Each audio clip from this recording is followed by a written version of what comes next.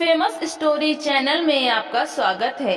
आइए आज हम आपको सुनाते हैं सियाराम शरण गुप्त की कहानी बैल की बिक्री। कई साल से फसल बिगड़ रही थी। बादल समय पर पानी नहीं देते थे। खेती के पौधे अकाल वृद्ध होकर असमय में ही मुरझा रहे थे। परंतु महाजनों की फसल का हाल ऐसा न था। बादल ज्यों ज्यों अपना हाथ खींचते, उनकी खेती में त्यों त्यों नए अंकुर निकलते थे। सेठ ज्वाला प्रसाद उन्हीं महाजनों में से थे। विधाता के वर से उनका धन अक्षय था। जिस किसान के पास पहुंच जाता, जीवन भर उसका साथ न छोड़ता। अपने स्वामी की तिजोरी में निरंतर जाकर भी दरिद्र की झोपड़ी की माया उससे छोड़ी न जाती थी। मोहन वर्षों से ज्वाला प्रसाद का ऋण चुकाने की चेष्टा में था, परंतु चेष्टा कभी सफल न होती थी। मोहन का ऋण दरिद्र के वंश की तरह दिन पर दिन बढ़ता ही जाता था। इधर कुछ दिन ज्वाला प्रसाद भी कुछ अधीर से उठे थे। रुपए अदा करने के लिए वे मोहन के यहाँ आदमी पर आदमी भेज रहे थे। समय की खराबी और महाजन की अधीरता के साथ मोहन को एक चिंता और थी। वो थी जवान लड़के शिबू की निश्चिंतता। उसे घर के कामकाज से सरोकार न था, बिल्कुल ही न था। यह नहीं कहा जा सकता। भोजन करने के लिए यथा समय उसे घर आना ही पड़ता था। बाप मजूरी के पैसे लाकर किस जगह रखता है, इसके ऊपर दृष्टि रखनी पड़ती थी। पता मिल जाने पर बीच बीच में उन्हें सफाई के हाथ से उड़ाना भी पड़ता था। ऐसे और बहुत काम थे। 2-4 बार उसे बैलगाड़ी किराए के लिए चलानी पड़ी थी। संभव है ये बेगार चलकर और अधिक करनी पड़ती, परंतु हाल में यह संभावना भी असंभव हो गई है। अचानक एक दिन 2-4 घंटे की बीमारी से हाल में उसका बैल चल बसा। इस प्रकार ईश्वर ने उसके स्वच्छंद विचरण के पथ में एक सुविधा और कर रखी थी। घर वालों के साथ उसका वही संबंध जान पड़ता था जो खेती के साथ उन बादलों का होता है, जिनके दर्शन ही नहीं होते। यदि कभी होते भी हैं, तो आए हुए धान्य को खेत में ही सड़ा देने भर के लिए। परंतु बादल चाहे जैसे शत्रुता रखें, खेती के लिए उनसे प्यारी वस्तु और कोई नहीं होती। मोहन भी शिबू का विचार इसी दृष्टि से करता था। सोचता था अभी बच्चा है, हमें हमेशा ऐसे ही थोड़े रहेगा। जब वो शिबू की कोई बात आई गई कर जाता, तब उसे अपने मृत पिता की याद आ जाती। उसने भी अपने पिता को कम नहीं खिजाया था। पिता के प्रति कृतज्ञता प्रकट करने का सबसे बड़ा साधन कदाचित बच्चे को प्यार करना ही है। शिबू का यथेच्छाचार क्षमा करते समय प्राय मोहन का हृदय गदगद हो उठता था। उस दिन कलेवा यानी नाश्ता करके शिबू बाहर निकल रहा था। मोहन ने पीछे से कहा, लल्लू आज मुझे एक जगह काम पर जाना है। बैल की सार बैल के रहने की जगह करके तुम उसे पानी पिला देना। शिबू ने पिता की ओर मुड़कर कहा, मुझसे बेगार न होगी, मुझे भी एक जगह जाना है। मोहन जानता था कि कांच की तरह सीधी गर्मी दिखाकर इसे झुकाने की इच्छा रखना मूर्खता है। विनती के स्वर में बोला, बेटा मुझे काम है, नहीं तो तुमसे क्यों कहता। कौन बहुत देर का काम है। शिबू उसी तरह अविचल कंठ से बोला, थोड़ी देर का काम है, बहुत देर का, मुझे वाहियात कामों की फुर्सत नहीं है। मोहन झुंझला पड़ा, क्रुद्ध होकर बोला, कैसा है रे? बैल को पानी पिलाना वाहियात काम बताता है? किसानी ना करेगा तो क्या बाबू बनकर डाकखाने में टिकट बेचेगा? ठीक तो कहता हूँ, नाराज क्यों होते हो? कितनी बार का इसे बेच दो, अकेला बंधा बंधा खा रहा है। सार साफ करो, पानी पिलाओ, भूसा डालो, इधर से उधर बांधो, उधर से इधर। मुझे अच्छा नहीं लगता। किसी काम आता हो तो बात भी है। चुप रह।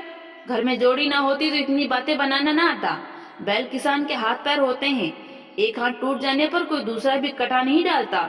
मैं इसका जोड़ मिलाने की फिक्र में हूँ। तू कहता है बेच दो, दूर हो, जहाँ जाना हो चला जा, मैं सब कर लूंगा। जा तो रहा ही हूँ, मैं कुछ ऐसा दबैल नहीं हूँ। हंसकर कहता हुआ शिबू घर के बाहर हो गया। मोहन कुछ देर ज्यों का त्यों खड़ा रहकर बड़बड़ाता हुआ उठा और जाकर बैल को थपथपाने लगा। शिबू ने उसकी जो अवज्ञा की थी, मानो उसकी क्षतिपूर्ति करने के लिए अपने हृदय का समस्त प्यार ढालने लगा। उस दिन मोहन ने सार की सफाई और अच्छी तरह की। बैल को पानी पिलाने ले गया तो सोचा इसे नहला दूं। उजड़ लड़का ने बैल का जो अपमान किया था, उसे वो अंतस्तर तक से धो देना चाहता था। नहला चुकने पर अपने अंगोछे से पानी पोंछा। बांधने की रस्सी को भी पानी से धोना न भूला। सार में बांधकर भूसा डाला, तब भी मन की ग्लानि दूर न हुई। तो भीतर जाकर रोटी ले आया और टुकड़े टुकड़े करके उसे खिलाने लगा।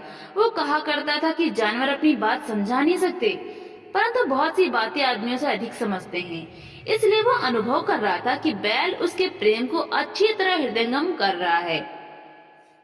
इस तरह आज इतना समय लग गया जितना लगाना ना चाहिए था।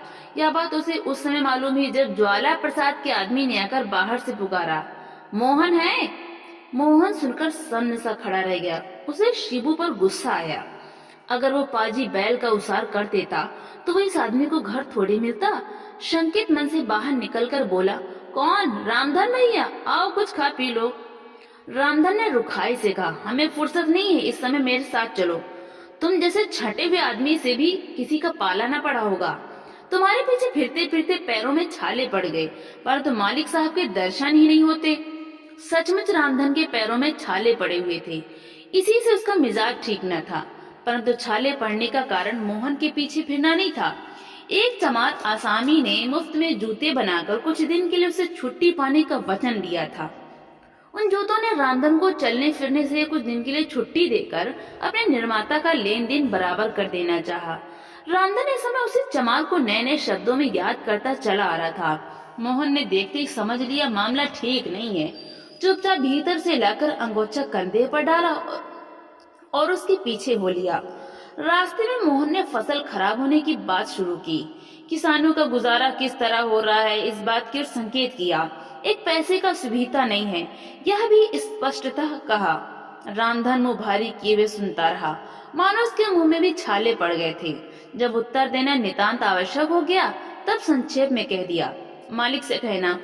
मोहन ने कहा, हमारे मालिक तो। चुप रह दुष्ट, रामधन ने कहा। कहने का अभिप्राय यह था, मालिक मैं नहीं हूँ। उच्चारण भंगिमा का अभिप्राय यह था, मालिक हूँ तो मैं। बड़ी देर की बकबक लगाए है, चुका नहीं सकता तो कर्जा लिया ही किस लिए था। रामधन के साथ वह ज्वाला प्रसाद की कोठी पर जा पहुंचा।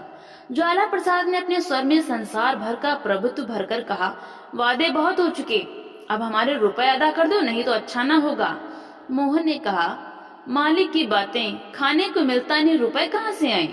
बातों ही बातों में ज्वाला प्रसाद की जीभ की ज्वाला बेहद बढ़ उठी। मूर्ख, बेईमान आदि जितनी उपाधियों से एकदम वो निरीह मंडित हो उठा। मोहन घर न जा सका। रुपए अदा कर दो और चले जाओ, बस इतनी ही बात थी। शिबू ने तीसरे पैर घर आकर देखा, दद्दा नहीं है। मालूम हुआ सवेरे ज्वाला प्रसाद की आदमी के साथ गए थे, दोपहर की रोटी खाने भी नहीं आए। शिबू झपाटे के साथ घर से निकलकर ज्वाला प्रसाद के यहाँ जा पहुंचा। पिता को मुंह सुखाए पसीने पसीने एक जगह बैठा देखा। बोला, चलो आज रोटी नहीं खानी है। आवाज सुनकर दूर से ज्वाला प्रसाद ने कहा, कौन है शिबुआ? दाम लाया या यूं ही लिवाने आ गया?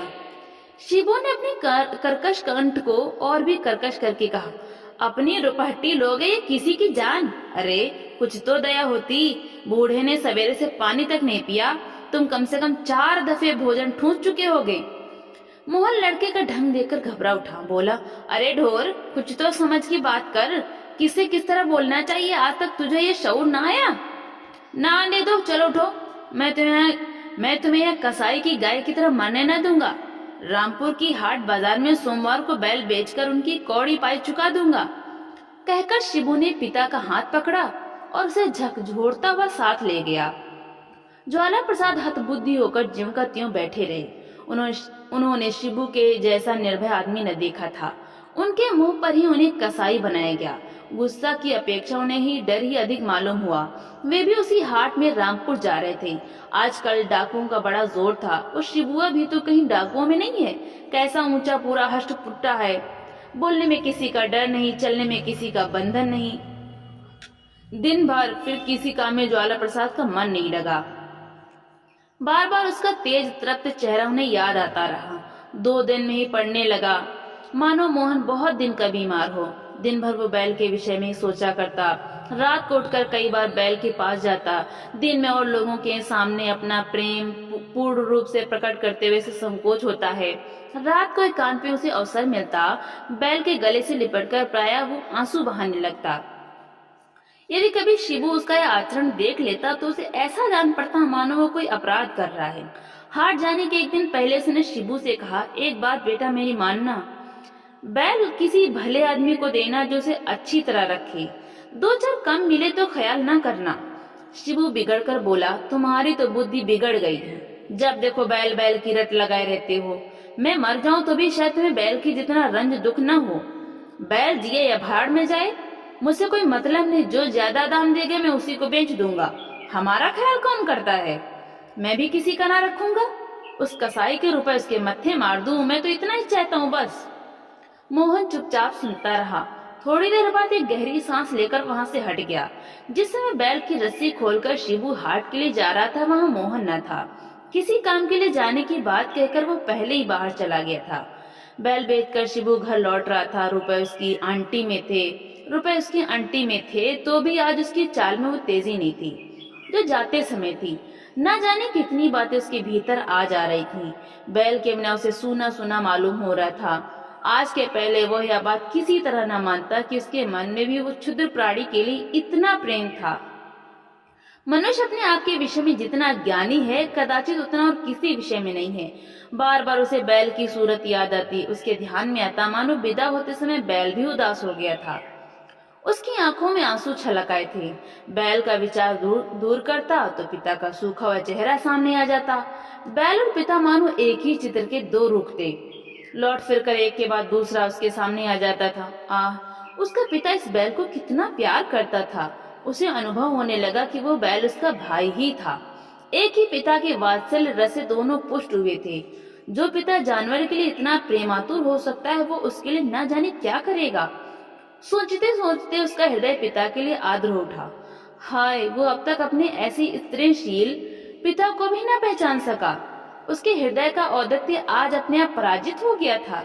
घने वन की छाती पर पत्थर की पक्की सड़क दोनों ओर के वृक्षों की छाया का उपभोग करती हुई निर्जन और बस्ती की परवाह न करके बहुत दूर तक चली गई थी। दूर दूर तक आदमी का चिन्ह तक दिखाई न देता था। बीच बीच में कुछ हिरन छलांगे मारते हुए सड़क पार कर जाते थे। अचानक शिबू ने देखा एक जगह बहुत सी बैलगाड़ियां ढीली हुई हैं। एक ओर की निर्जनता के आधार पर ही दूसरी ओर की सघनता अवलंबित है। मानो यही दिखाने के लिए ऊंची सड़क के दोनों लगातार नीची खंडकें चली गई थी। 200-300 आदमी उन खंडियों में चुपचाप दूर तक श्रेणीबद्ध बैठे हुए थे। शिबू ने समझा, सड़क पर साहूकार के आदमी हैं, कुछ वसूल कर लेने के लिए इन आदमियों को परेशान कर रहे हैं। साहूकार का विचार आते ही उसका गर्वित हृदय विद्रोही उठा। विचारों की श्रृंखला छिन्न भिन्न हो गई। वो तेजी से चलने लगा। कौन है? खबरदार खड़ा रहे। शिबू ने देखा पुलिस की सिपाहियों की पोशाक में बंदूकें लिए हुए 5 आदमी हैं। मुंह कपड़े से इस तरह बांधे हुए हैं कि सूरत साफ दिखाई न दे सके। बीच सड़क पर एक कपड़ा बिछा हुआ है, उस पर रुपए, पैसे और गहनों का ढेर लगा है। शिबू को समझने में देर नहीं लगी, डाकू हैं, सिपाही नहीं। दिन दहाड़े यहाँ लूट हो रही है। सड़क के नीचे खंडियों में जो लोग बैठे हैं वे लुट चुके हैं। डाकुओं के धन के साथ मानो उनकी गति और वाणी भी अफरत कर ली है। हाँ, तो एक डाकू फिर से कड़क कर बोला, कौन है? चला ही आ रहा है, खड़ा हो जा, रख दे जो कुछ तेरे पास हो। शिबू ने देखा अब रुपए जाते हैं, उसे रुपयों का मोह कभी न था। रुपया पैसा उड़ाना ही उसका काम था, परंतु ये रुपए किस तरह हैं? यह बात वो अभी अभी अनुभव करता आ रहा था। एक क्षण के बाद हिस्से में उसे पिता का सूखा हुआ चेहरा याद आया और दूसरे क्षण उस महाजन का जिसने रुपए चुकाने के लिए उन्हें तीसरे पहर तक भूखा प्यासा रोक रखा था। ज्यादा विचार करने का अवसर न था। वो छाती तान कर खड़ा हो गया, बोला, मैं रुपए नहीं दूंगा। बोलने वाला डाकू शिबो का सुदृढ़ कंठ स्वर सुन स्तंभित हो गया।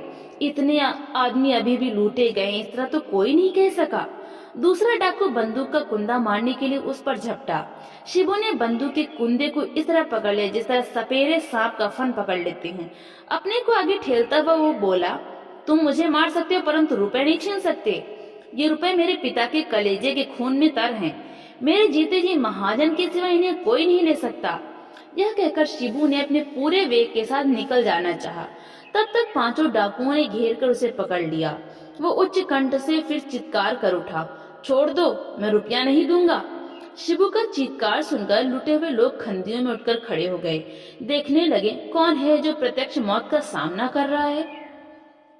डाकुओं ने एकदम देखा, वे केवल 5 और 200-300 आदमी उनके विपक्ष में उठ खड़े हुए हैं।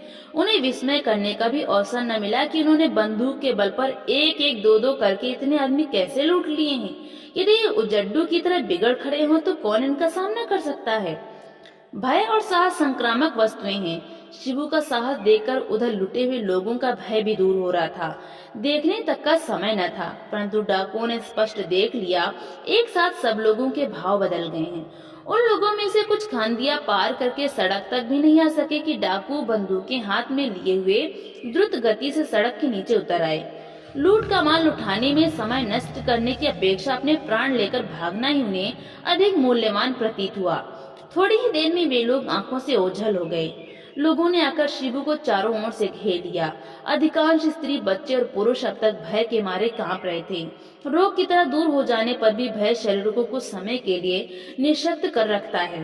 स्त्रियां शिबू को आशीर्वाद दे रही थीं, बेटा तेरी हजारी उम्र हो।